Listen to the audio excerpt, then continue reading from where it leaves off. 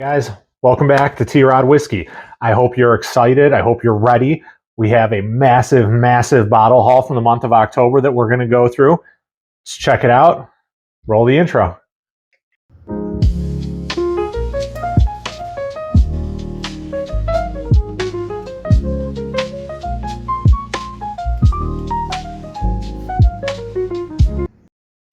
All right, guys.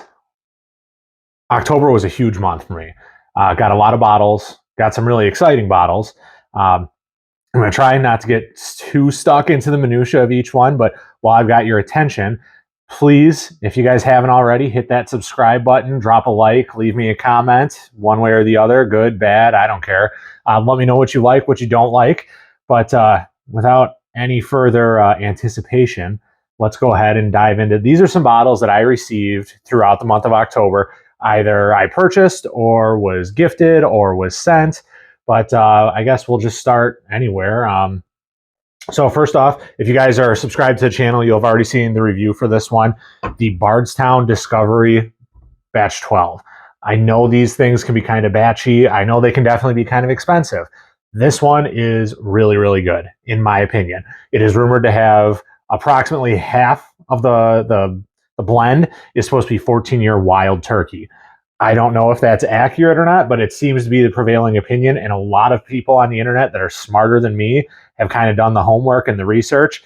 I think this is an exceptional bottle, even for the price tag. So if you guys see one of these, I would highly recommend picking it up. If you haven't tried a Bardstown Discovery yet, they are some of the best whiskeys on the market. Depending on the batch, they can even be comparable to a BTAC a lot of times. It's kind of like a poor man's BTAC, actually. But this is really, really good, 115 proof. I was super excited. I found this one at Smoky Joe's, which is this is the only bottle I've seen in town. So I had to grab it. Thank you, Joe, for hooking me up with that. Number two, there was also a review on this one posted, but this was the Maker's Mark, the Heart release. Actually, this one is the backup bottle to the one that I bought last month in September. My local store, actually, they have a couple of these still sitting on the shelf. I might have to go get a third one because it's that good. But I did pick up a backup of the Heart release. Super, super good. Big fan of that Maker's release. We picked up a Sagore Double Oaked Rye. Nothing special about this one. This just happens to be the lady friend's favorite sipper. I enjoy sipping on it. I think this is one of the most slept on whiskeys on the market today. One of the best bang for your buck ryes that you can possibly get for less than $60. I think this is like 55 bucks here in Michigan. And it's got a cool bottle. It's got a cool presentation. The flavor is out of this world, guys. If you haven't tried it yet, you definitely got to get on that train because Sagore is doing some fantastic stuff. And these just sit on the shelf. So if you're looking for a really good rye, or maybe you're not a huge rye drinker, this could kind of be your gateway drug to the world of ryes because it is exceptional.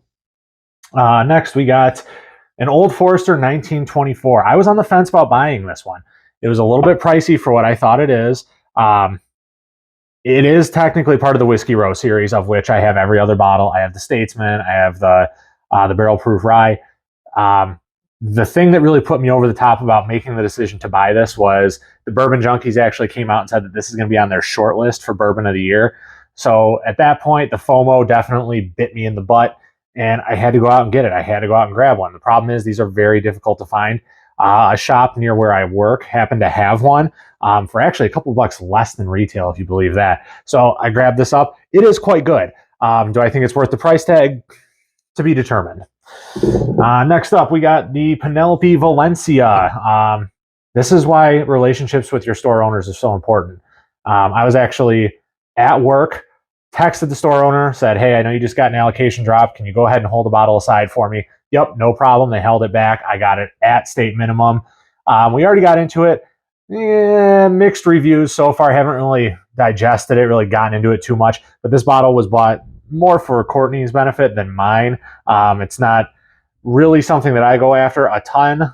Not to say I don't enjoy it, but that orangey, citrusy note just isn't my jam at the forefront. But this isn't a bad one at all. It's part of the Cooper's collection. I'm happy to have it. I'm glad we have it in the Speakeasy, and I'll definitely be revisiting it. For those of you who care, it's a batch 3. Next up, Four Roses Single Barrel Proof. This is a 9-year OESV, and this was from Holiday Market.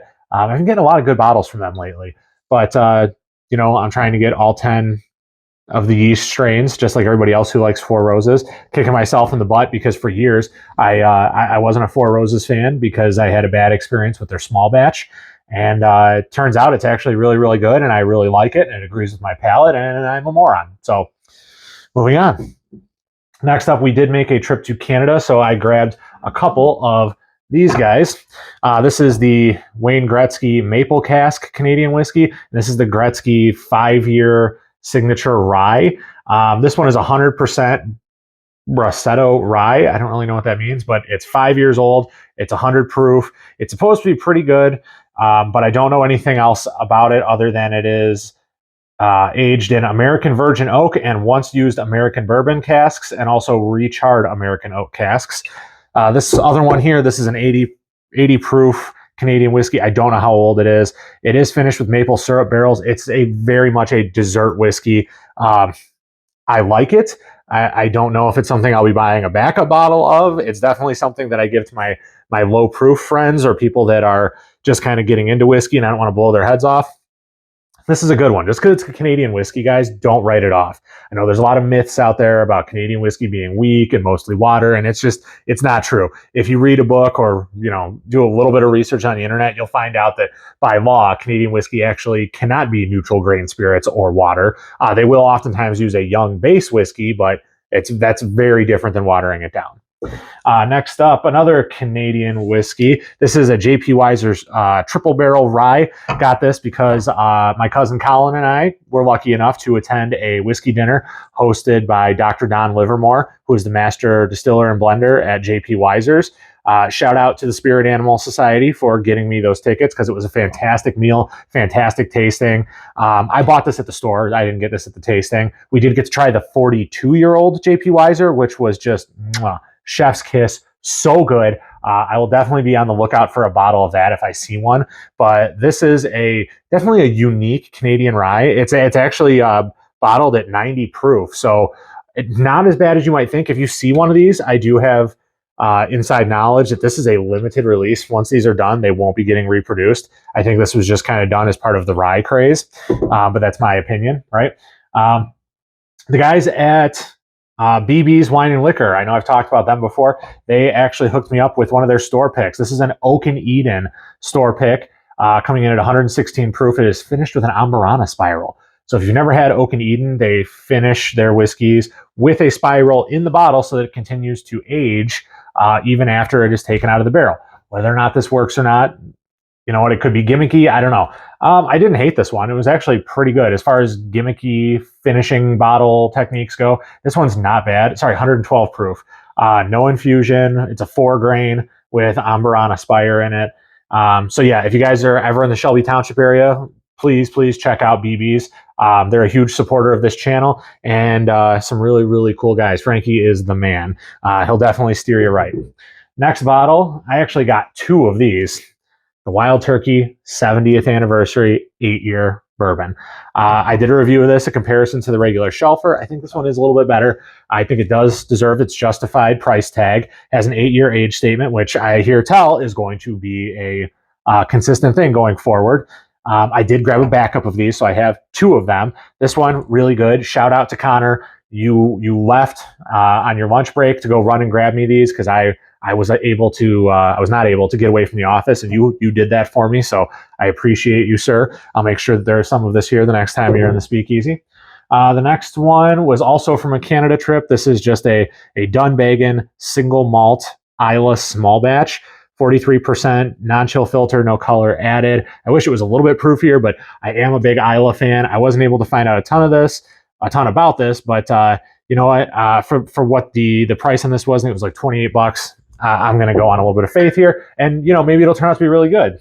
Grabbed this one. This is a Natterjack Blend 1 Gortinor Distillers & Co. I don't really know, but this is an Irish whiskey that I saw a few people posting about. I've heard good things, and what really ultimately sold me on this one is it is finished in virgin American oak. So I'm hoping that this one is good. I know there's a barrel proof version out there that's probably a little bit better, but that's one I was able to get. Next one, this is from Glens Creek. This is the Stave and Barrel. It is their single barrel double oaked. Glens Creek is virtually non-existent here in Michigan. I don't believe they have any type of distribution here anymore. So when I've been able to find anything from them, I make sure I grab it up. This is the only bottle of Stave and Barrel that I've ever seen in Michigan, and now I own it. I've seen OCD number 5 maybe twice, and I have one of those bottles down here because it's really good. It's really unique. It's such a low age statement because the back of this bottle says aged at least 6 months. You would never know it. There's no youthiness to it. I'm almost willing to bet that this is more like a 3 or a 4 year, and they just didn't update the labels because that's kind of expensive to do, and they're a smaller distillery. But this one, I mean, I don't know if you guys can see the color, but that is dark. It is super, super dark, super good. I know it's double oaked, but I'm a fan of this one. 123 proof. This is barrel number 14, bottle number 69. Yeah. No, I didn't pick this bottle because it was 69. This is the only one that was on the shelf. But if I saw another one, I would probably grab a backup because I like it that much. Moving on, this one was sent to me by the wonderful, wonderful people at, where is the distillery here? This is, World Whiskey Society, duh. This is the Wyatt Earp American Single Malt Whiskey. And this one is actually significantly better than you might think. I know there's that old rule, right? Beware all the excessive marketing. It's got the super cool revolver cork on the top. It's got the little deputy badge glued on the front. Tell you what, this is amazing. Check out the Breaking Bourbon review if you don't want to take my word for it. I already did one of these, but this is exceptional whiskey. Exceptional whiskey. It is sourced from, it's distilled in Oklahoma. I don't know who in Oklahoma is making whiskey off the top of my head, but you guys are doing a damn fine job. Keep that shit up because this is absolutely amazing. This is 48%, so 96 proof. I mean, I'm a fan. If I can find another one of these for a reasonable price, I would probably grab a backup when it's gone. When I went to that whiskey tasting I mentioned earlier, I did stop by Discount Drinks, which is a liquor store in Wyandotte, Michigan. I grabbed their Penelope pick and their Old Scout pick. They have a tasting window there, which is super cool. An idea whose time has finally come. Thank you guys. Got into this one briefly because this is excellent. It is a 5-year Penelope toasted bourbon. This is what I think of when I think of what a toasted bourbon should taste like. It is just amazing. It is well-rounded. It has got a fantastic depth of flavor. The wood char, the caramels, the vanillas. It's just amazing. It is amazing. I tasted it. I knew I had to take it home with me. Fantastic. This one's just a 6-year Old Scout pick. 120.4 proof. I love Old Scout. I love those leathery notes that you get out of Old Scout, a little bit of earthiness to it. This makes me feel like I'm drinking like true cowboy bourbon. Reminds me of like old aged leather. Love these. So I grab them up whenever I can because honestly, usually they're like $50 or less. Some of the best money you can spend on store picks. I mean, honestly, everything's getting more expensive, or at least it was. You can't go wrong with that. Down to our last 4 here. Cream of Kentucky small batch. This is new to the state of Michigan, 100%. I know it just has J.W. Rutledge's name on it. He wasn't actually involved in it, but I have some of the other Cream of Kentucky bottlings. So when I saw this one for SRP, I decided to grab it. Just haven't had a chance to get into it yet, but I will. Next one, this was just another target of opportunity. This is a 2017 bottling of High West Double Rye. This is back when High West was still, they were still sourcing all of their rye. So from what I understand, it is a blend of 6-year and 11-year ryes from MGP and maybe Barton. I don't remember exactly what year they started using Barton, but I know it was just before 2019. Anytime you see these labels and they have the handwritten on there, that's when they were still sourcing. Those are the good years. Once it turns to print, which I think was 2018, the distillate drops to like a blend of like 2 and 5 or 2 and 6, and it's just not nearly as good. So whenever I see these, I grab them. I have about 8 backup bottles right now because they're unobtainium anymore. They're impossible to find. The last 2, this one was this is Evernorth Spirits, their Night Stalker. It's a blend of bourbon whiskeys. So this one is a blend of 6 and 8-year MGP bourbons, and then 4 and 6-year Sagore bourbons. So it is all blended together. This stuff is really, really good. The Bourbon Junkies are making absolutely fantastic whiskey at Evernorth. That's up in Freeland, Michigan. I will continue to buy these bottles when they come out because they're that good. I know there's a lot of single barrel snobs out there and legacy distilling snobs or people who don't want to hear about, oh, it's just more MGP sourced whiskey. You know what, guys? That's true, but blending is a way to change all that, in my opinion. You can take something and mix it with something else and throw in something else, and you're going to get a final product that is greater than the sum of its parts, in my opinion. They're doing some really great blends. They're doing some really unique blends. Dan and Sean have fantastic palettes. I think Brandon actually low-key has the best palette in the building. Don't tell them, but it is fantastic stuff. And the last bottle I got, I haven't broken into this yet. This is actually the Bourbon Hounds pick, the Night Stalkers. This is an American whiskey. Let's see, 112 proof, 7-year-old MGP light whiskey. Haven't gotten into it yet, but I do love me some light whiskey.